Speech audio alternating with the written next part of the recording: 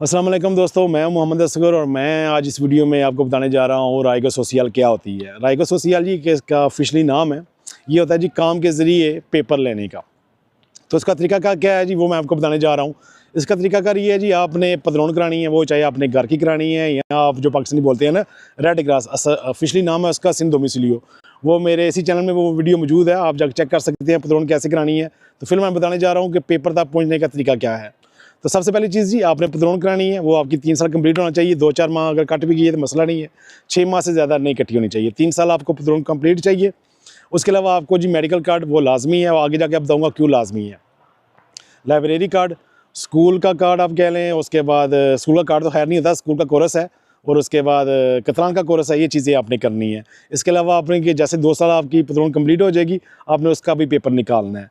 अब यहाँ पे मसला क्या है जो मैं बताना चाहता हूँ, जो मेरी वीडियो बनाने का मकसद था वो ये, कुछ पाकिस्तानी यहाँ पे 4-5 साल से यहाँ फ़र्ज़ करें यहाँ पे पदरौन चल रही है, फ्रांस है या जर्मनी है। हर इंसान का हक है पेपर लेना। मैं ये नहीं कह रहा कि आप पदरौन करा के वहाँ चले जाओ, लेकिन किसी वजह से, रोज़गार की वजह से आप यहाँ पे नहीं रह सके, आपको जाना पड़ गया 6 माह या साल, तो आप वापस नहीं आ सके। तो वो जब आपके 3 साल कंप्लीट होंगे, बहुत ज़्यादा लोगों को इशू भी आई है, तो वो आपसे सबूत मांग रहे हैं कि ठीक है, आप पेपर तो हम आपको दे रहे हैं, हमें बताएं कि आप स्पेन में कहाँ रहें।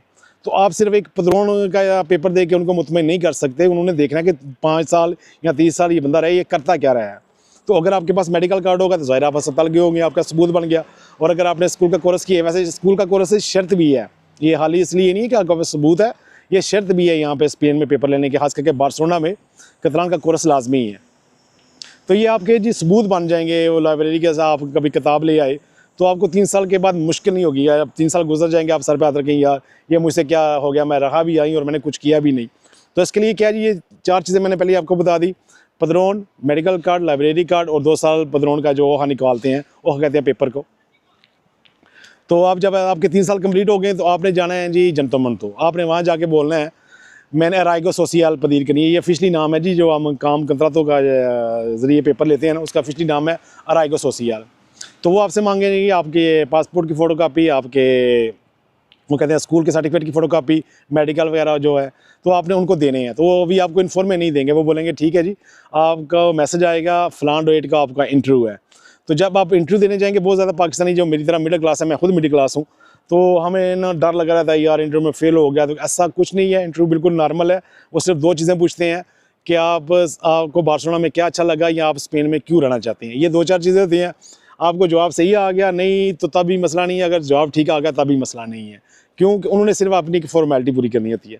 तो जैसे आपका इंटरव्यू होगा, वो वहाँ पे ही आपके ज़्यादा ओरिजिनल डॉक्यूमेंट और फ़ोटोकॉपी ज़्यादा चेक करेंगे।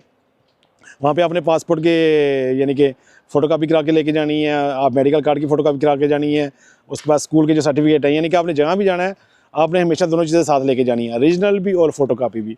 तो जब आपका इंटरव्यू हो जाएगा, वो आपको बोलेंगे ठीक है जी, आपके इन्फॉर्म में आ जाएंगे। वैसे 45 दिन लिखे हैं, लेकिन बाज़ दफ़ा 60 दिन भी लग जाते हैं, यानी कि 2 महीने। तो अब जब आपके इन्फॉर्म में आ जाएंगे तो आपको करना क्या है, आपको चाहिए एक कंत्रातो काम का जी। ठीक है, ये देखिए मेरे पास 8 घंटे का काम है, ये मेरी 1200-1400 नॉमिनल है, तो लिहाजा मैं हक रखता हूँ पेपर लेने का। तो ज़ाहिर है यहाँ पे कानून है स्पेन में कि चाहे वो किसी मुल्क से भी है, उसका इंसानी हकूक़ की बुनियाद पर ये राइट है कि वो अपने पेपर ले सकता है। तो अब मसला कहाँ पे आ जाता है, कंत्रातों का। तो आपको कंत्रातो कौन सा चाहिए, आपको कंत्रातो यानी कि आप जिस बंदे से कंत्रातो ले रहे हैं ना, उसको 3 चीज़ें आपको लाजमी बोलनी चाहिए। एक है असिंदा, दूसरा रेंता दगलेर और तीसरा है विदा लबरैन।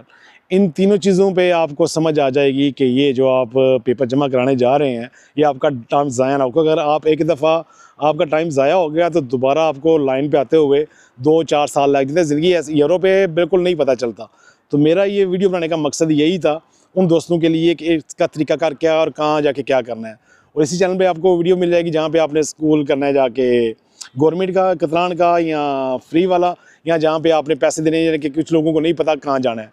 तो इसी चैनल पे मेरी वीडियो मौजूद है कि किस स्कूल में आपने जाके या स्कूल के कोर्स करने हैं, क्योंकि ये लाजमी है। तो मैं अभी बात कर रहा था कंत्रातों की। तो अब जब किसी भी दोस्त से आप कंत्रातों ले रहे हैं तो 3 चीज़ें लाजमी हैं। एक है रेंता डिक्लेयर, दूसरा है सिंधे का लेटर और तीसरा है विदा लबरैन। अगर वो तीनों चीज़ें आपको दे रहा है और आप इनको चेक करा रहे हैं, तो तकरीबन बस समझ ले कि 90% जिस बंदे ने आपको चीज़ ये दे दी ना, 90% आपके पेपर उसी दिन पास हो जाएंगे। बाकी एक फॉर्मेलिटी रहेगी कि आपने पेपर जमा करवाने हैं। तो फिर बाज़ दफ़ा दोस्त चेक करते हैं नेट पे ना, वो जो साइड है गवर्नमेंट की, तो बाज़ दफ़ा वहाँ पे नहीं आते, बाज़ दफ़ा आपको जीमेल पे मैसेज आ जाता है। तो उम्मीद करता हूँ इस वीडियो में आपको समझ आ गई होगी कि आपको क्या तरीक़ाकार करना है पेपर लेने के लिए। या अभी मैंने बोला है काफ़ी सारा, मैं किसी बात पे रुक कर रहा हूँ क्योंकि मुझे पता है कि आजकल लोग जो है ना 5-6 मिनट से ज़्यादा वीडियो देखते नहीं हैं।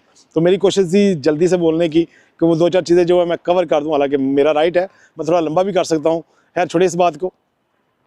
तो उम्मीद करता हूँ आपको समझ आ गई होगी। मैं लास्ट में फिर एक दफ़ा दोहरा देता हूँ कि आपको क्या करना है स्पेन में अगर आपने काम के ज़रिए पेपर लेने हैं। वैसे तो शादी करके भी ले सकते हैं, और भी बहुत तरीके हैं, वो आगे जाके और वीडियो में बताऊँगा।